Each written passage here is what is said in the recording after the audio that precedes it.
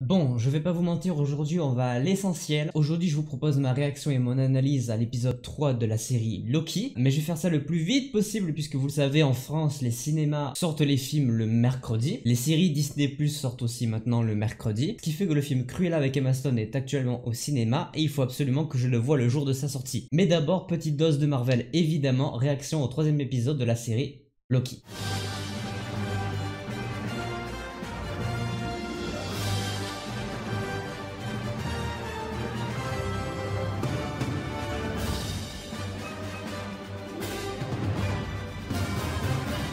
Vous commencez à avoir l'habitude, casque sur les oreilles, on y va. Générique. Oh wesh. Alors là, c'est incroyable. Les mecs se disent on va foutre ça sur le générique de Marvel. Mais tout va bien, mais moi j'accepte. C'est un grand oui. Alors où est-ce qu'on est cette fois-ci? Ah mais c'est Lady Loki, j'avais même pas vu, j'avais pas fait attention. C'est l'enchanteresse, elle va manipuler un peu. C'est comme ça qu'elle a extirpé les informations. Oh trop bien. Ah ok, c'est vraiment intéressant comment elle s'y prend. Ok, on reprend ici. Et eux ils arrivent là, au calme. Donc ils sont bien à la TVA, ça c'est pour moi c'est logique hein. Au début de l'épisode je les vois bien arriver ici. Et oui tes pouvoirs ils marchent pas ici meuf. C'est les mêmes persos. Ah. Oh trop bien. Oui c'est TP là. Ah bah oui il a récupéré ses pouvoirs. Oh stylé. Où est-ce qu'ils sont? C'est vrai ça. Quelle planète? L'Amantis. Ah non d'accord, c'est une planète qui s'appelle l'Amantis 1 en 2077. Là on est encore plus loin que 2050. La lune va s'écraser sur cette planète. Bah c'est génial. Oh c'est trop stylé. Elle s'appelle bien Sylvie, ok. Tu peux pas mettre une armure Loki parce que ça fait longtemps qu'on t'a pas vu en armure hein. Moi je dis pas non sur un nouveau costume hein. Il y a possiblement encore des gens ici. Et du coup a priori c'est ça la planète violet parce que là c'est la colorimétrie est violette. C'est pas Vormir du coup. Oh bah chais. Oh trop intelligent. Elle a grillé. Oh ça me rappelle Snowpiercer ça.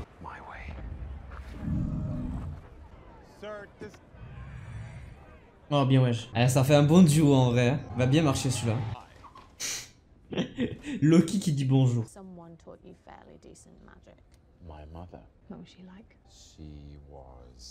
Ah je vais adorer ce duo, je vais vraiment adorer ce duo.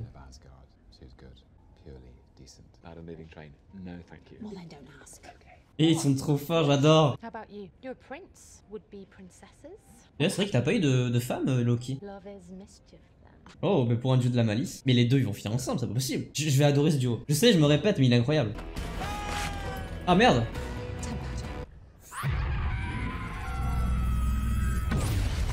Wow, ça c'est de l'énervement. C'est impressionnant. La fameuse scène où on croyait que c'était Black Widow. Tu veux pas mettre un costume?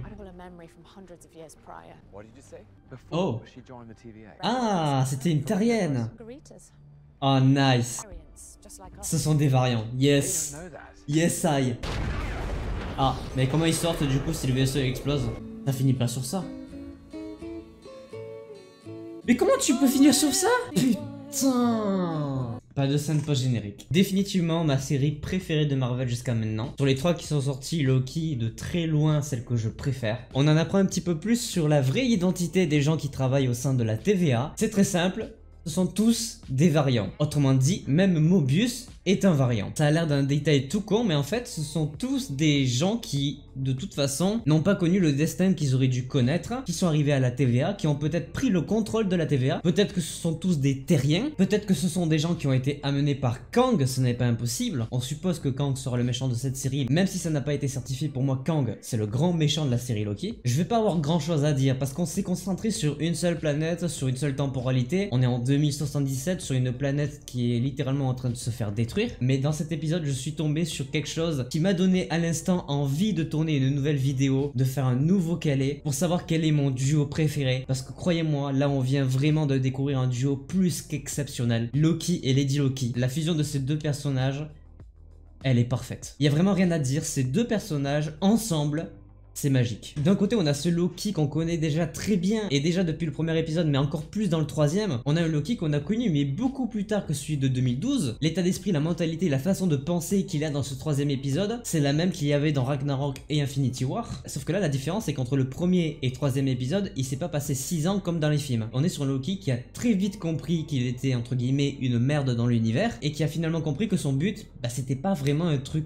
ouf. Contre les Midgard de la Terre, ça aurait pas forcément apporté à Loki tout ce qu'il aurait voulu avoir. Ça, il a compris, il le fait comprendre à Lady Loki, et à travers Lady Loki, il balance aussi un message aux spectateurs, à nous. Loki, c'est le personnage qui définit le mieux ce qu'est un anti-héros. Et de l'autre, on découvre ce personnage de Lady Loki qui se complète très bien au Loki qu'on connaît déjà. Elle a ce passé qu'on ne connaît pas, mais on comprend à travers ces quelques paroles qu'elle n'a pas eu un passé facile. Elle sait qu'elle a été adoptée, elle n'a pas connu sa mère. Autrement dit, elle ne sait pas vraiment qui est Frigga, en supposant qu'elle ait le même nom dans son multivers, mais ça on n'en est pas sûr. Il serait maintenant intéressant de savoir si elle a eu un frère, comme Loki avec Thor, de savoir si Odin était aussi son père à elle, savoir où en est la planète Asgard dans son univers à elle aussi. Elle apporte cette touche de vraie indépendance que Loki lui déclare depuis des années, et à travers les phrases de Lady Loki, il se rend compte qu'en fait l'indépendance il ne l'a pas du tout. Lady Loki fait son chemin toute seule, alors que Loki croit qu'il le fait tout seul, mais la preuve en est que non, puisqu'il se fait tuer par son mentor, Thanos, alors qu'il embauche en 2012 pour récupérer le Tesseract, il finit quand même par le tuer en 2018. On est sur deux personnages qui se complètent vraiment très bien. Je commence déjà à kiffer ce duo et ça risque de devenir un de mes duos préférés d'ici pas très longtemps, et je pense que je vais faire une vidéo quel est mon duo préféré du côté de Marvel, ça ne saurait tarder. Peut-être le prochain quel est personnel, à voir. Mis à part ça, après il n'y a pas grand chose à dire. Par contre, j'aurais peut-être aimé un petit nouveau costume pour Loki. C'est vrai que ça m'aurait pas mal plu. Par contre, la fin évidemment, il nous lâche sur ils vont mourir, comment ils vont s'en sortir, vous le découvrirez au prochain épisode. Je partirai peut-être sur un Mobius qui sauve Loki, je vois pas pourquoi, mais qui sait. Ou alors peut-être, justement pour répondre à ma question, peut-être qu'Asgard est encore en vie du côté de Lady Loki et qu'elle a peut-être caché qu'elle pouvait invoquer le Bifrost, et dans ce cas il pourrait partir. Dans tous les cas, l'échappatoire de cet épisode, ça va être sujet à théorie sur les réseaux sociaux forcément, mais dans tous les cas, épisode incroyable, un duo magnifique, vraiment j'ai hâte de les revoir tous les deux ensemble. Y a rien à dire, la musique est aussi parfaite, les images parfaites, clairement hâte d'être à la semaine prochaine pour découvrir cet épisode 4. Moi vous l'avez compris, là je vais faire le montage et ensuite je vais voir Cruella au cinéma. En attendant, j'espère que cette vidéo réaction analyse à l'épisode 3 de Loki vous aura plu. N'hésitez pas à laisser un petit pouce bleu si c'est le cas, vous abonner, activer la cloche pour ne pas manquer les prochaines vidéos. Moi je vous dis à la prochaine, portez-vous bien, c'était votre Captain.